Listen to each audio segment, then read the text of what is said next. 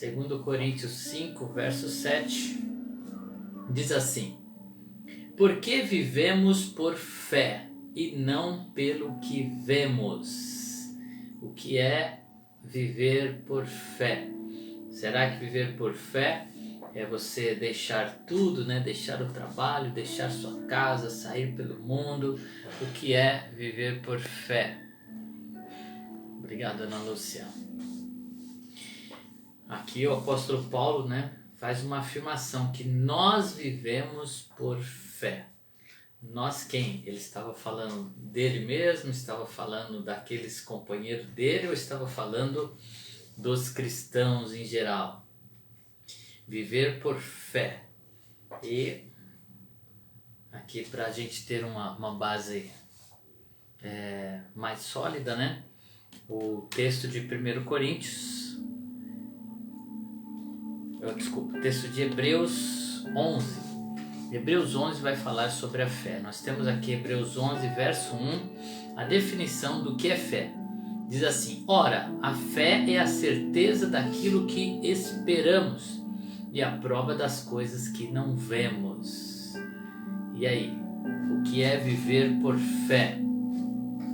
Vida por fé. Diz que a fé está baseada na certeza daquilo que esperamos. E aí nós precisamos entender o que nós esperamos, aonde está a nossa esperança. Se nós esperamos por algo, a fé é a certeza desse algo que nós esperamos e a prova das coisas que não vemos. E na sequência aqui, né, de Hebreus, né, logo no verso 2, ele vai dizer assim: pois foi por meio dela do que? Da fé, que os antigos receberam bom testemunho. Olha aí, tá clareando um pouco o que é viver por fé.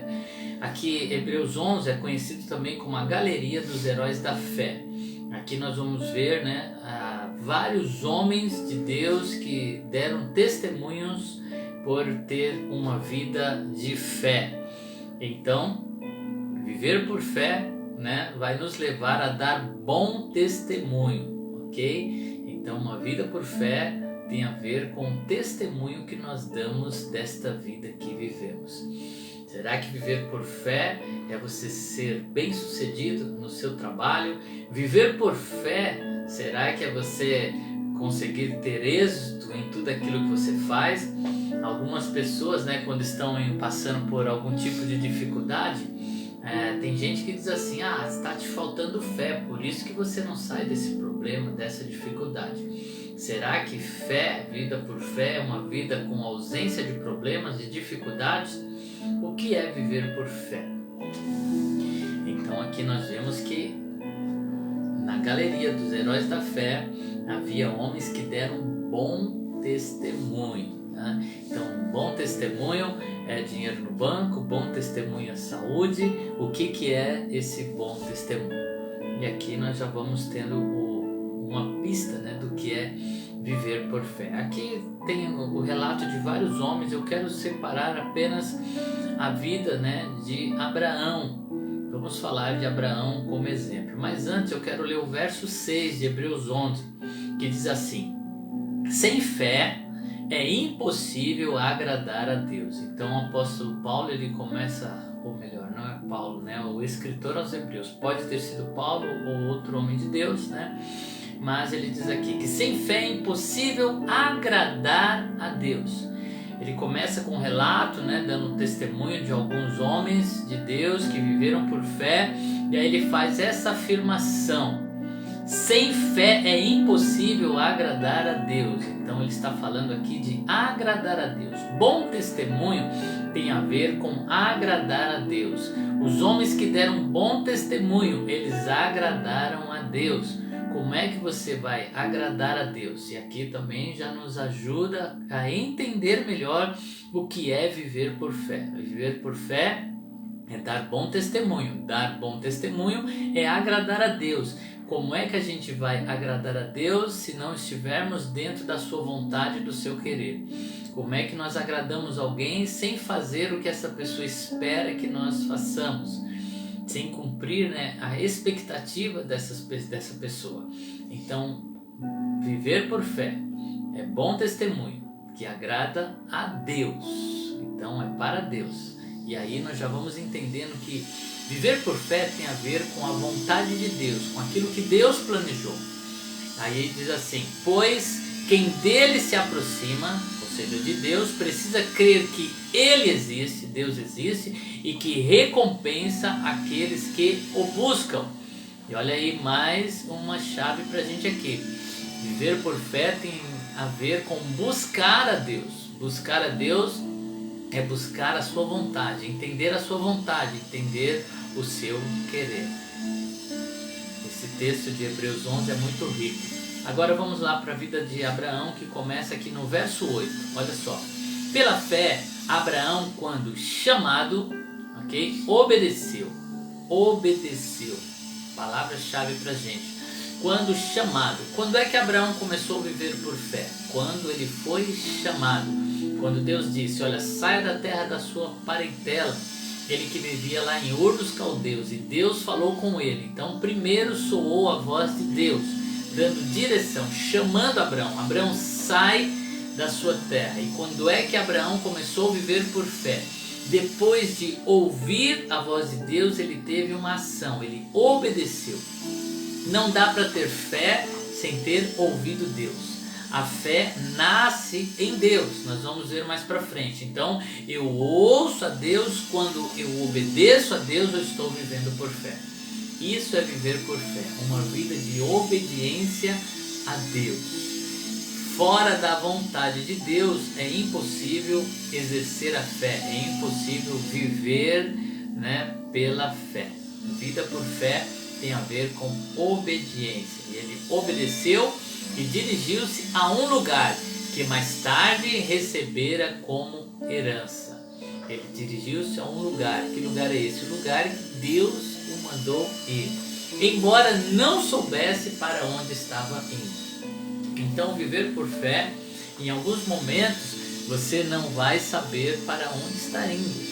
Viver por fé é obedecer mesmo sem saber exatamente o que vai resultar daquilo. Porque às vezes nós queremos saber, qual vai ser o resultado, o porquê disso. E Deus chamou Abraão dizendo: vai para o lugar que eu vou te mostrar. Abraão saiu sem rumo certo, ele precisava ouvir a Deus para saber que direção tomar.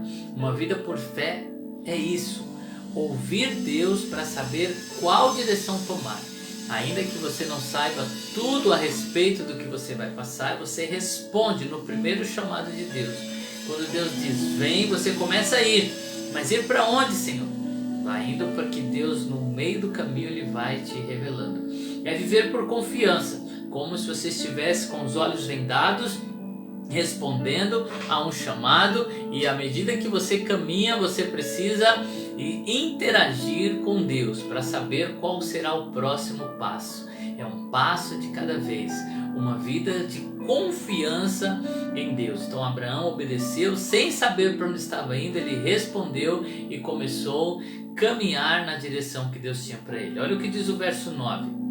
Havia uma promessa, olha só: pela fé peregrinou na terra prometida como se estivesse em terra estranha. Viveu em tendas, bem como Isaac e Jacó, co-herdeiros da mesma promessa. Havia uma promessa, queridos. A promessa serve para nos dar direção. Porque Deus promete algo? Para que a gente tenha direção e tenha foco. Às vezes nós queremos, a promessa é a certeza de que eu vou ganhar um presente. Não, a promessa é que te leva para o presente, é que te leva para Deus, leva para aquilo que Deus tem para você. Então promessa é direção, promessa é algo que foca os nossos olhos para a gente conseguir caminhar. Então esses homens viveram por uma promessa. A promessa fazia com que eles andassem para frente. A promessa serve para nos movimentar. Algumas pessoas ouvem a promessa e querem ficar parados, esperando que a promessa venha a eles. Mas a promessa serve para nos movimentar. Ela nos coloca em movimento, ela nos leva na direção de Deus, daquilo que Deus prometeu. Verso 10 diz assim: pois ele esperava a cidade que tem alicerces. Olha só que poderoso isso. Cujo o arquiteto e edificador é Deus. Então, Abraão procurava uma cidade que tivesse alicerces de um edificador, de um arquiteto edificador. O que é o arquiteto? O arquiteto é o que planeja. O que é o edificador? É o que executa. E olha só que revelação poderosa nós temos aqui na palavra de Deus. É Deus quem faz os planos, é Ele quem executa. Ele faz, né, tanto o planejar quanto o efetuar. Nós apenas caminhamos crendo que Deus vai edificar aquilo que Ele prometeu que faria. Então a confiança não está em nós, está naquele que planejou, naquele que nos chamou, e é olhando para Ele que nós avançamos. Verso 11 diz assim: pela fé Abraão, também a própria Sara, apesar de estéril e avançada em idade, recebeu poder para gerar filhos.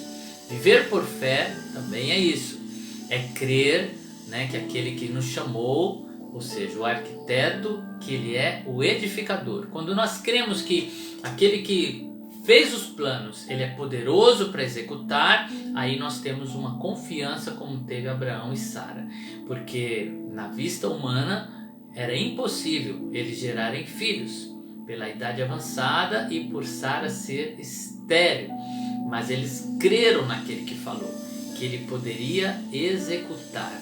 Olha só o final desse verso: porque considerou fiel aquele que havia feito a promessa. Considerou fiel aquele que havia feito a promessa. Por isso que para ter fé nós precisamos ouvir o que Deus fala. E uma vez que a gente ouve, aí a fé entra. Crer que Ele é poderoso para executar. Independente de qual seja a promessa, independente de qual seja a palavra, nós cremos que Deus executa aquilo que Ele faz.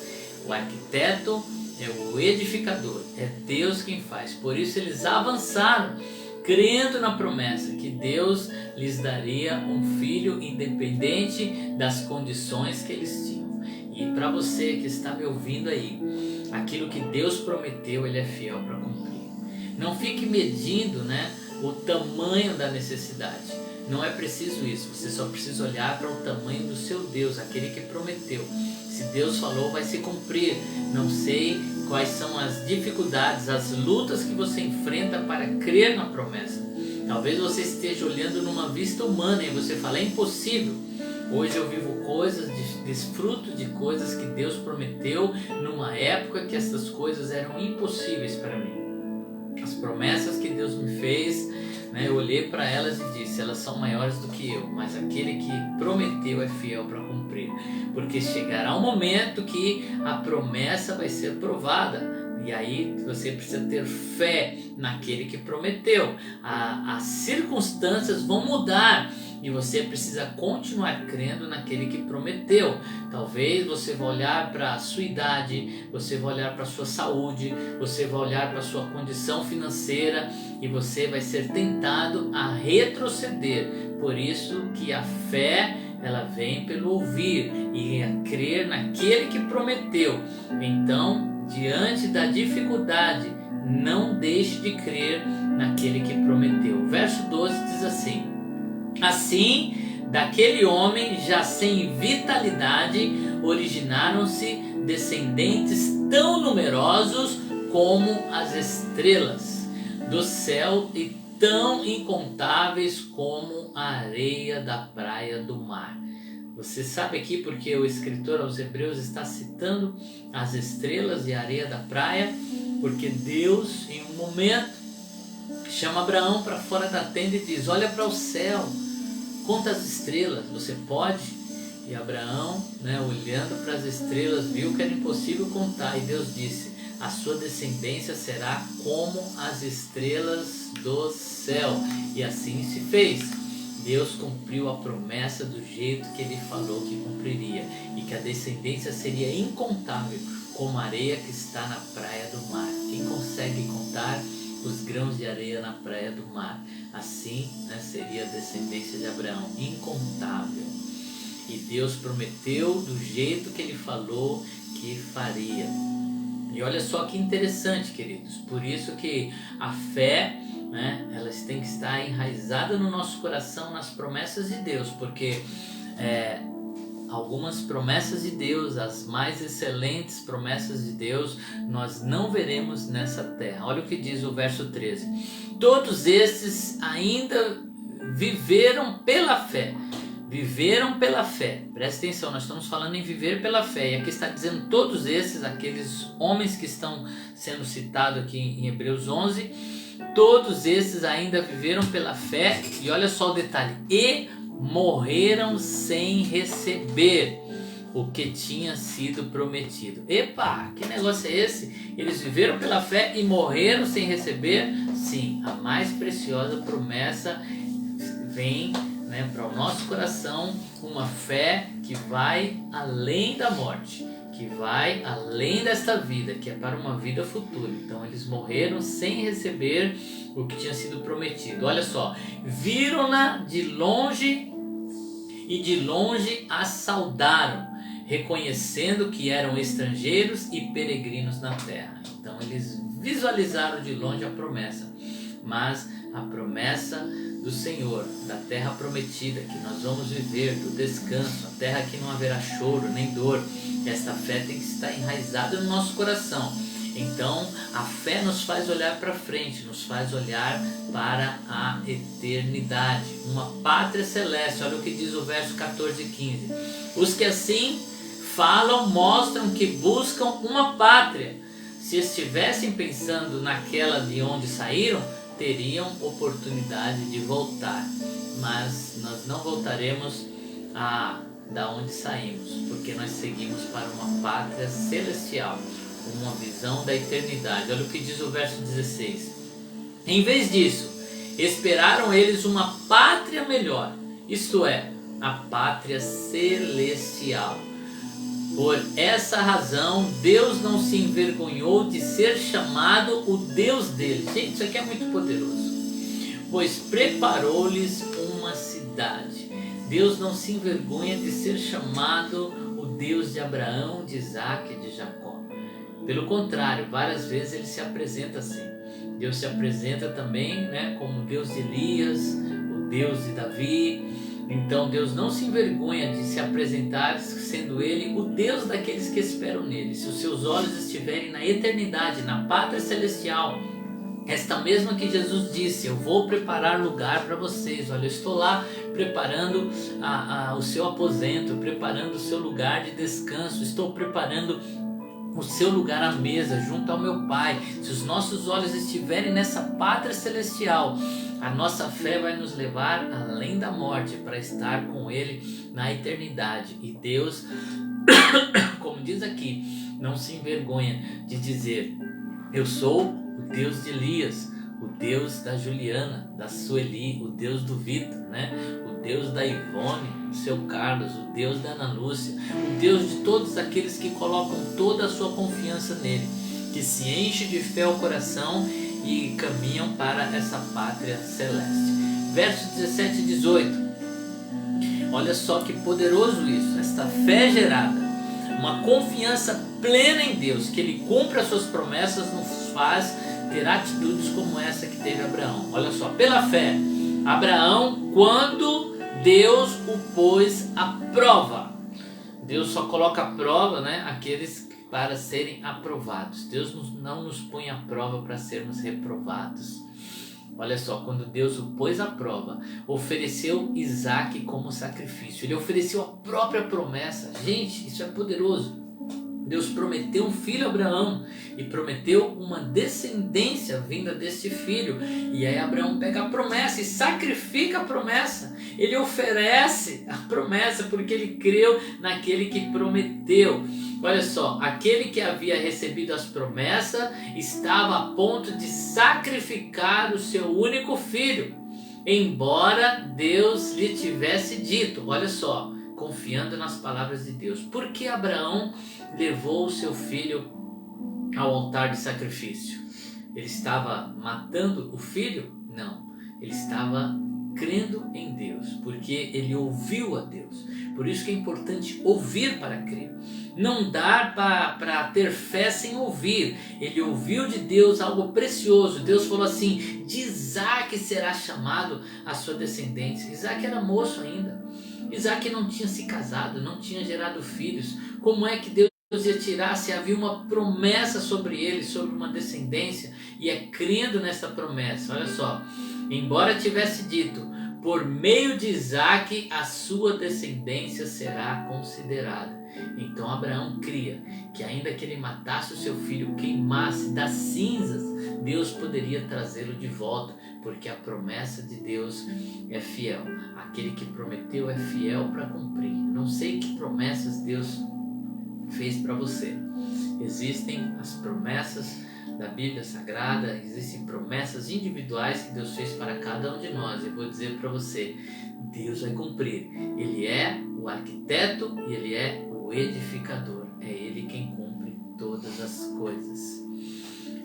Verso 19 vai nos dizer sobre confiança e obediência. Uma vida de fé é uma vida de confiança e obediência. Olha só, Abraão levou em conta que Deus pode ressuscitar os mortos. Como é que ele fez isso, queridos?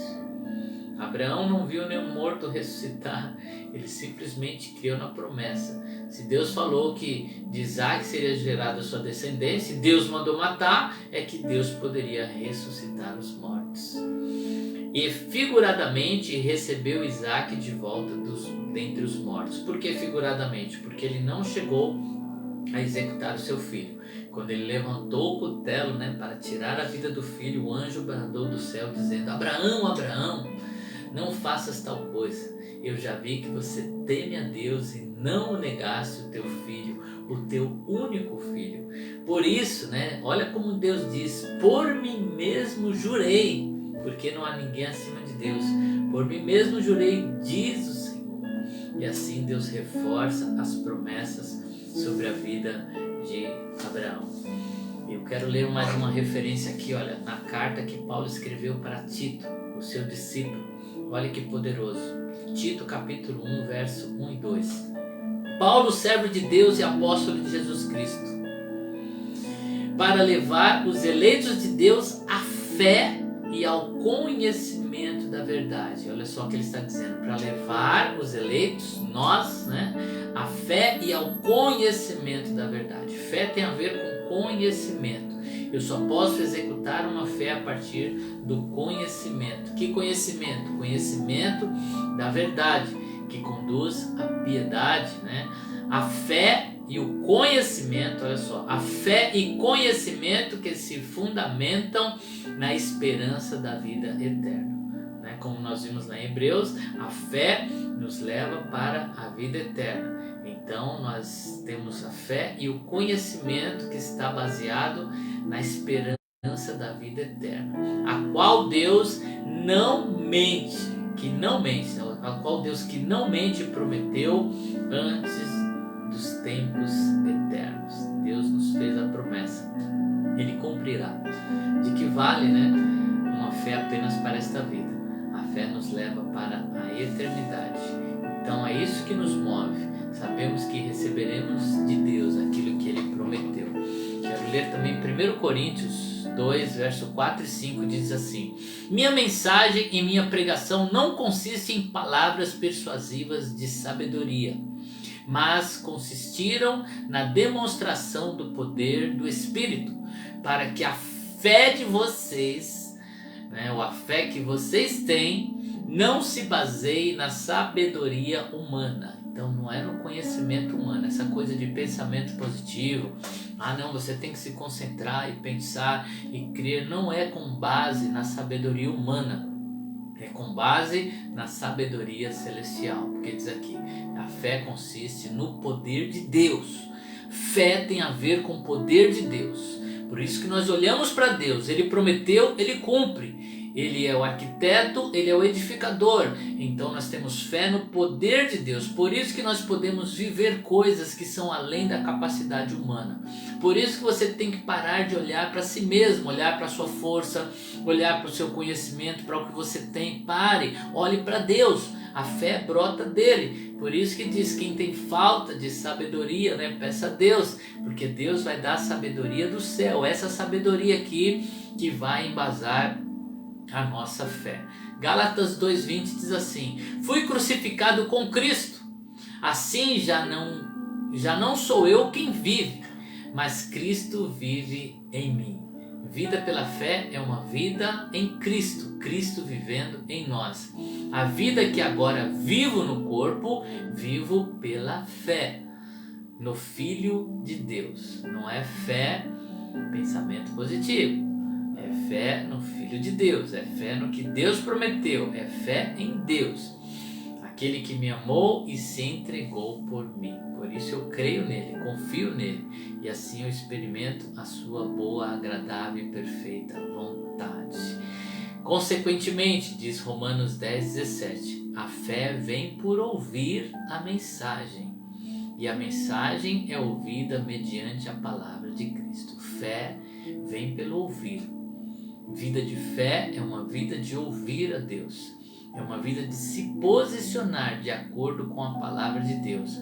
A fonte da nossa fé vem da palavra de Deus e nós caminhamos nesta palavra. Amém? Que Deus te abençoe neste dia. Enche o seu coração de fé para que você possa viver uma vida baseada na vontade de Deus.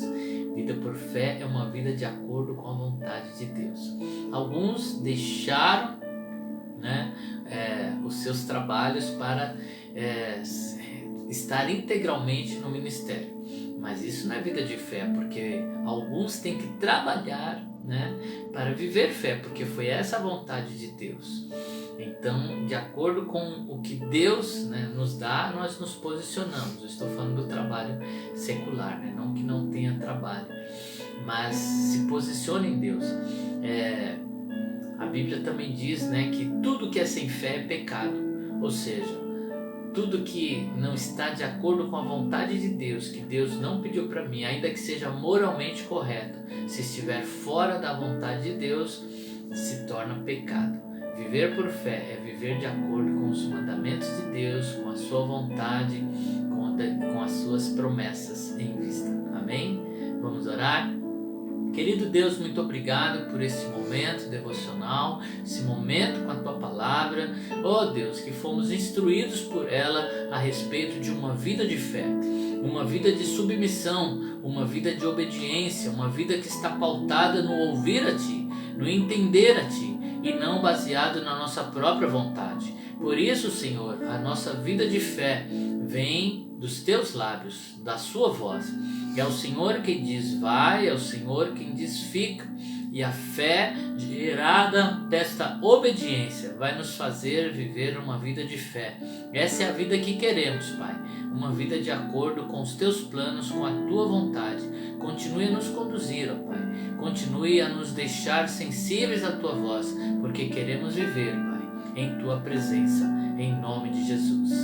Amém. Queridos, Deus te abençoe nesta manhã, que o Senhor te fortaleça.